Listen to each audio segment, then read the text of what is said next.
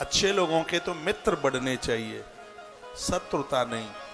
फिर भी बिना कारण के कोई परेशान करता है,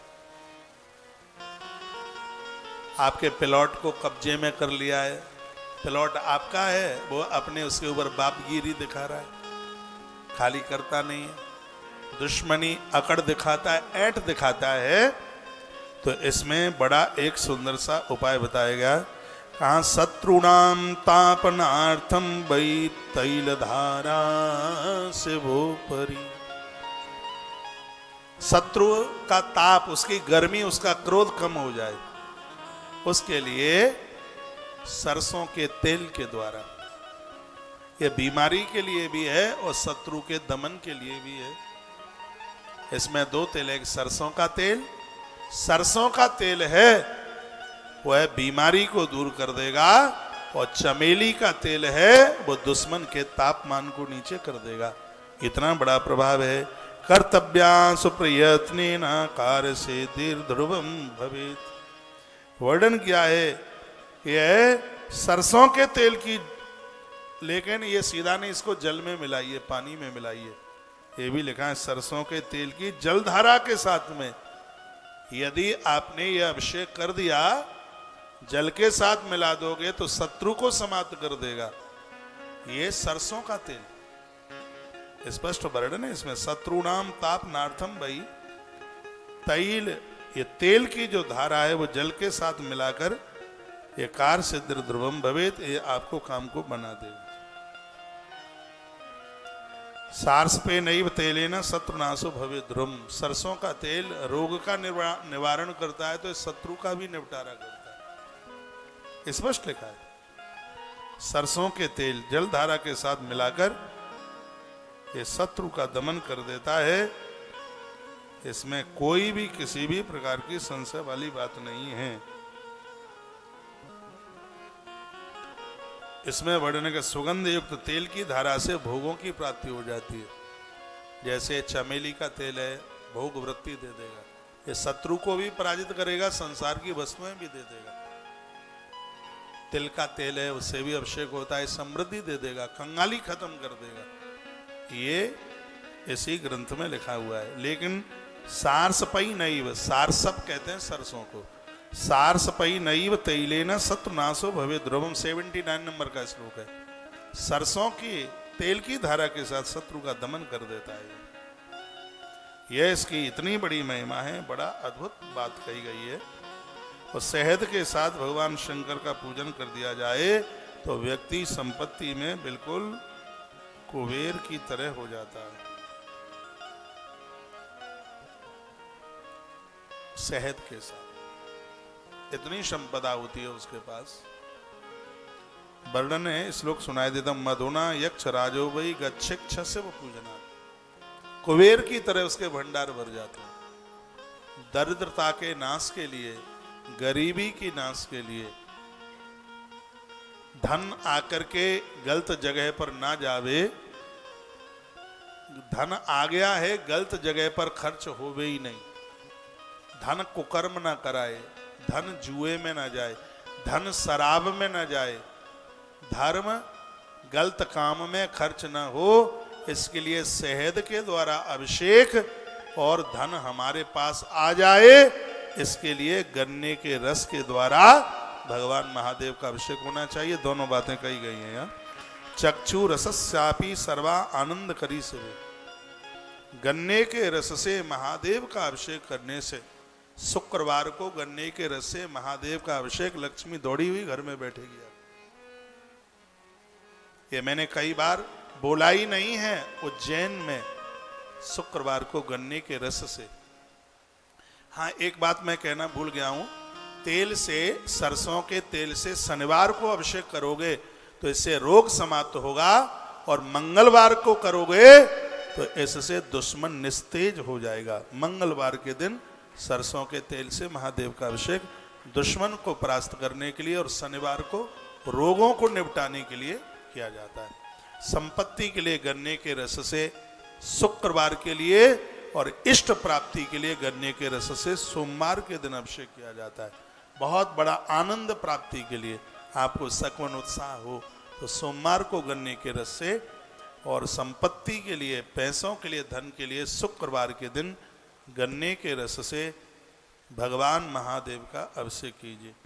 लिखा चक्षु रसस्यापि सर्वा आनंद करी से, संपूर्ण आनंद के लिए गन्ने का रस। संपदा तो देता ही है, लेकिन यह आपको सकून देता है, आपको आनंद देता है। मधुना यक्षराजो वही, मधु और गन्ने का रस, मधु कहते हैं शहद, शहद से भगवान को स्नान करा के धन का दुरुपयोग नहीं होता, प्रचुर मात्रा में संपत्ति होती है।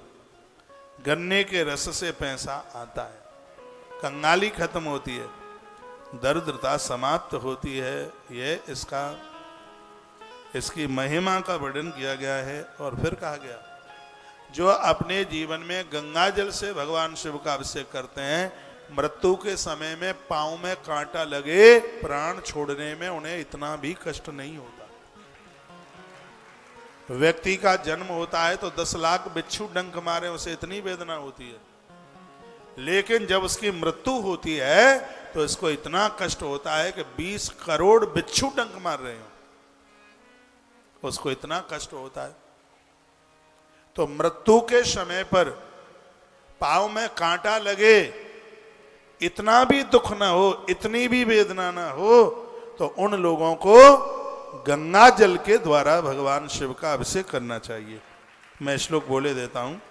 धारा गंगा जल शैव भुक्ति मुक्ति फल प्रदान एता सर्वाशया प्रोक्ता मृत्युंजया समुद्भवा। गंगा जल से अभिषेक करने पर व्यक्ति मृत्युंजय, मौत को भी जीत लेता, उसके अकाल मृत्यु नहीं होती, एक्सीडेंट में, दुर्घटना में उसके प्राण नहीं जा सकते। गंगा जल से भगवान शिव को अभिषेक करने की इतनी बड़ी महिमा है। वह अपमृत्यु के साथ मौत को प्राप्त नहीं होता, समय पर मृत्यु होती है तो प्राण छोड़ने में उसे किसी भी प्रकार का कष्ट नहीं होता। ये गंगा जल से भगवान को अभिषेक कराने की इतनी बड़ी महिमा है। धारा धारा गंगा जल शैव भुक्ति मुक्ति फल प्रदान एता सर्वाशया प्रोक्ता मृत्युंजया समुद्भवा। वर्णन किया गया है, कहा गया है कि गंगा जल की धारा भोग और मोक्ष को प्रदान करती है। ये सब जितनी भी जल धारा कही गई है, देखो कितनी सुंदर बात कही है। ये जितनी भी जल धारा है, चाहे सरसों के तेल की जल धारा हो, चाहे गन्ने के रस की जलधारा हो, चाहे शहद की जलधारा हो, भगवान शंकर के ऊपर जितनी भी धाराओं का ये प्रयोग किया गया है, ये सब भगवान महामृत्युंजय के मस्तिष्क से प्रकट हुई है। भगवान महामृत्युंजय देवता के मस्तिष्क से इन सब का प्रोक्ता मृत्युंजया समुद्भवा। ये भगवान मृत्युंजय देव, आपने शायद भगवान मृत्युंजय देव की तस्वीर देखी हो, तो उसमें भगवान की जटाएं बिल्कुल खुली हुई हैं और भगवान महामृत्युंजय देव के सिर के ऊपर एक घट रखा हुआ है, एक मटका रखा हुआ है और उसमें से जल की धारा गिर रही है। ये शंकर के ऊपर जितनी भी ये धाराओं की चर्चा की गई है, शिव महापुराण में लिखा हुआ है कि यह सब भगवान महामृत्युंजय से उत्पन्न हुई हैं, ऐसा कहा गया है वेदांत से। इसमें लिखा हुआ है कि जो भी कभी आप कोई शंकर की पूजा करते हैं, अनुष्ठान करते हैं, 16 सोमवार करते हैं, प्रदोष करते हैं, आप संक्रांति करते हैं, शिवरात्रि करते हैं, जो भी कोई करते हैं, भगवान महादेव का अनुष्ठान तब तक पूरा नहीं होता जब तक अनुष्ठान के बाद 11 ब्राह्मणों को भोजन नहीं कराया जाता, तब तक अनुष्ठान पूरा नहीं होता। वैसे भी तो कोई भी अनुष्ठान है बिना ब्राह्मण भोजन के पूरा होता ही नहीं है, फिर भी शिव के अनुष्ठान के लिए एकादश ब्राह्मणों को भोजन कराना बहुत ज्यादा जरूरी होता है। यह है इस संहिता के, रुद्र संहिता के अध्याय नंबर 14 के श्लोक नंबर 82 में इस बात की जानकारी दी गई है। 82 नंबर के श्लोक में कहा, कर्तव्यम ब्राह्मणानाम च भोज्यम वै रुद्र संख्या।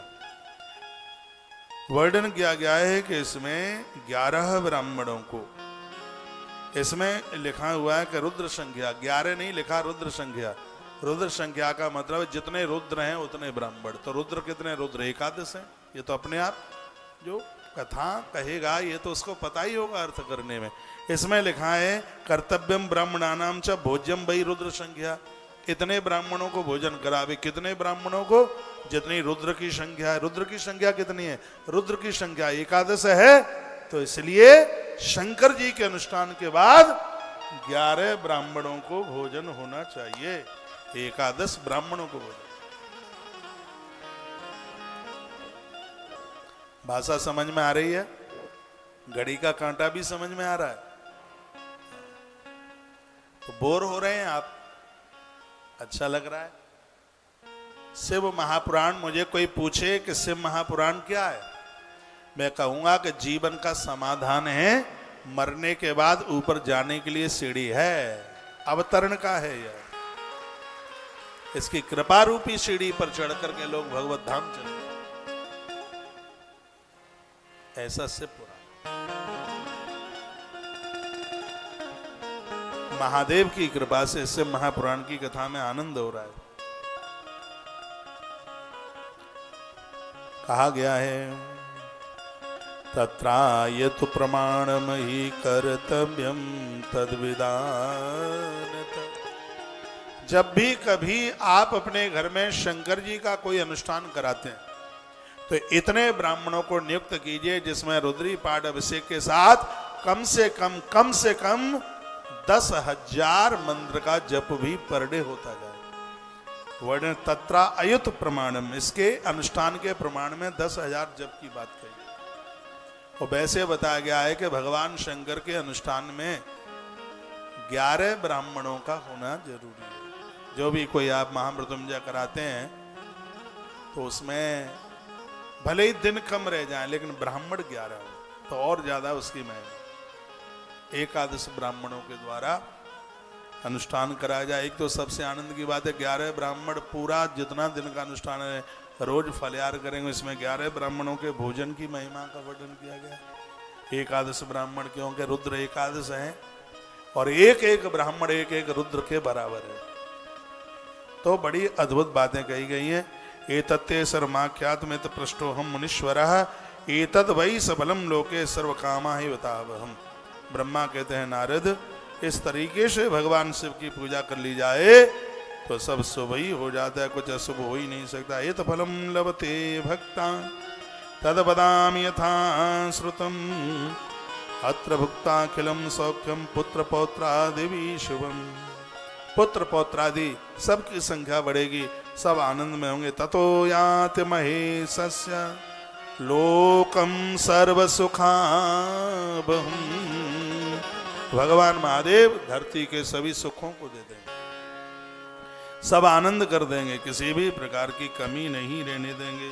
शिव की पूजा करने वाले को कोट सूर्य के समान, जितना 1 करोड़ सूर्य में प्रकाश है, भगवान महादेव अपने पुजारी को इतना ज्ञान दे देते हैं जितना अंधकार 1 करोड़ सूर्य भी दूर नहीं कर पाएंगे, उतना कि भगवान शंकर का पुजारी अज्ञान रूपी अंधकार को दूर कर देता है। उसे इतनी शक्ति दे देते हैं, सूर्य भगवान की तरह उसको प्रकाशित बुद्धिमान बना देते हैं। ये भगवान शिव की कृपा। सूर्य कोट प्रतीक आशीर विमान ही सर्व काम गई रुद्र कन्या समाकीर्णई गेयवाद्य समन्वतई। इसमें वर्णन है कि भगवान शंकर का पुजारी मृत्यु को प्राप्त होता है तो सूर्य लोक का वेदन करके जाता है और रुद्र कन्याएं शंकर के पुजारी की आरती उतारती हैं। लिखा है रुद्र कन्या समाकीर्णई, वाद्य बजाती है, आरती उतारती हैं, फूलों की वृष्टि करती हैं। रुद्र कन्याएं गाजे बाजे से, बैंड बाजे बजते हैं। रुद्र कन्याओं के द्वारा बड़ा आदर मिलता है। तदनंतर अविनाशी ज्ञान प्राप्त करने वाले ये शंकर के जो भी भक्त हैं वो संसार से निर्विकार रूप से मुक्त हो जाते हैं। भगवान शिव शिव समान दाता नहीं, विपत्ति बिना रनहार। लज्जा मेरी राखियो सुनंदी के असवार। तो नांदिया पर बैठने वाला जो धर्म की सवारी करता है, इसकी देहली से कभी भी कोई खाली हाथों नहीं जाता। ये इसकी इतनी बड़ी कृपा है, इतनी बड़ी कृपा है। ऐसा है कौड़ी नहीं राखी अपने पास और एक क्षण में उसने सब कुछ लुटा दिया। एक बड़ी इसमें अद्भुत कथा है, कल आप सुने। कल की कथा बड़ी जोरदार है। कल की कथा मन छोड़िए, दीक्षा वाले लोग दत्ता जी के आवास पर पहुंच लें, इनसे महाकार्यालय में एड्रेस पूछ लें, ये आचार्य जी अभी बता देंगे एड्रेस। दीक्षा का कार्यक्रम सुबह 10 बजे वही है। कल छुट्टी का दिन है, रविवार का दिन है। कल घर में ताला डाल के आइए, ताला नहीं टूटेगा। हाँ, चिंता ही ना करने, डोंट वरी। हाँ, चिंता मुक्त हो करके कल की कथा आप जरूर सुन लीजिएगा। कल कैलाश महात्म्य, आज तो नहीं हो पाया। मैं तो सोच के आया था कि आज कैलाश महिमा, कैलाश महात्म्य हो जाएगा। जो शिव पुराण में कैलाश महात्म्य सुनते हैं उन्हें कैलाश यात्रा का फल मिल जाता है। तो कल की बड़ी अद्भुत कथा है, कल की कथा मन छोड़िएगा। कल घर में सब लोग आइए, छुट्टी का दिन है। वैसे रविवार के दिन काम धाम ज़्यादा करने पड़ते हैं, अगले संडे को कर लीजिए, क्योंकि अगले संडे को आपको बाजार मिल जाएगा खरीदारी के लिए, लेकिन लखानी धर्मशाला में कथा नहीं मिलेगी। इसलिए कल की कथा। और आनंद तो यह हो रहा है कि संपूर्ण आयोजन कैंसर हॉस्पिटल के लिए। मेरे पास में एक मैसेज है, डॉक्टर साहब कैंसर के बहुत बड़े जानकार हैं, वो दिल्ली में बैठते हैं। अभी आने से पहले मैं उनका मैसेज पढ़ रहा था। वो कहते हैं, महाराज जी आपके लिए बहुत बहुत शुभकामनाएं, और मैं हृदय से बोल रहा हूं कि ये देश का सबसे बड़ा कैंसर हॉस्पिटल बनेगा। वो कैंसर के ही वो डॉक्टर हैं, वो सुनते हैं कथा में, उन्होंने अनाउंस सुना है। कहते हैं देश का बहुत बड़ा कैंसर हॉस्पिटल बनेगा। आपने तो 300 करोड़ का अनाउंस किया है, लेकिन मेरी भावना बोल रही है ये हॉस्पिटल 1000 करोड़ का बनेगा। ये उनके शब्दों में मैं बोले, नाम इतना बढ़िया दिया है, कामधेनु कैंसर हॉस्पिटल। मालकिन गौ माता है, और गौ माता की कृपा से यहाँ वही पेशेंट पहुंचेगा जो यहाँ से अपने प्राण बचा करके लेके जाएगा। सबको जिंदगी मिलेगी, सबको जीवन मिलेगा। बड़ा खतरनाक रोग है। अब मुझे अंदर से जो आवाज आ रही है, ऐसी जगहों पर सहयोग करने वाले पूज्य स्वामी विवेकानंद जी महाराज कहते हैं कि जो स्वास्थ्य चिकित्सालयों में सहयोग करते हैं उनको अस्पताल के बिस्तरों पर सोना नहीं पड़ता। भगवान आपको और आपके कुनबे को सुरक्षित रखे, प्रभु से मेरी ऐसी प्रार्थना है। आप थोड़ा थोड़ा निकाल करके, बहुत बड़ा काम है, अपने पुरखों के निमित्त एक शिलालेख पर नाम लिख जाए। अभी मैं पानीपत में था, हरियाणा का समृद्ध इलाका है, समृद्ध क्षेत्र है पानीपत। 3 दिन का बैसाख महात्म्य सुनाया। श्री सुंदरलाल जी वंसल हाथ में माइक लेकर के बोलते हैं, कहते हैं भैया मेरे हृदय में जो बात आ रही है वो सुन लो। महाराज जी ने इस अस्पताल के लिए आपसे 1.25 लाख रुपए की बात कही है। इतने बड़े कार्य में 11 लाख रुपया दे करके भी जुड़ने का मौका मिल जाए तो भाग्य। इतनी छोटी सी रकम इतने बड़े काम में, आनंद की बात है। शिलालेख पर नाम होगा। सहयोग राशि कितनी है? 1.25 लाख। एक बार में ना कर पाए उसको 25-25 हजार में जमा कर दीजिए। अपने पुरखों के ऋण से आप निवृत्त हो जाएंगे। इतना बड़ा यह अद्भुत कार्य है। पैसा आपके पास होगा, लेकिन ऐसी संस्था आपके पास नहीं होगी जो कैंसर अस्पताल में आपके परिवार का सहयोग प्रदानित करा दे। तो इसमें भी ये पूरा, मैं पूरे देश में निकल पड़ा हूँ इस कार्य के लिए। दिन को दिन, रात्रि को रात्रि नहीं कहा जा रहा है, दिन रात एक कर दिया है। ईश्वर हर व्यक्ति को किसी न किसी काम के लिए भेजता है। तो मुझे लगता है कि भगवान ने यह जीवन मुझे परमार्थ करने के लिए दिया है। और सच बात तो यह है कि मैं 24 आवर्स परहित परमार्थ के लिए ही काम करता हूँ। मेरे पास स्वयं के लिए कोई काम नहीं है, खुद के लिए कोई काम है ही नहीं, कोई काम नहीं है खुद के लिए।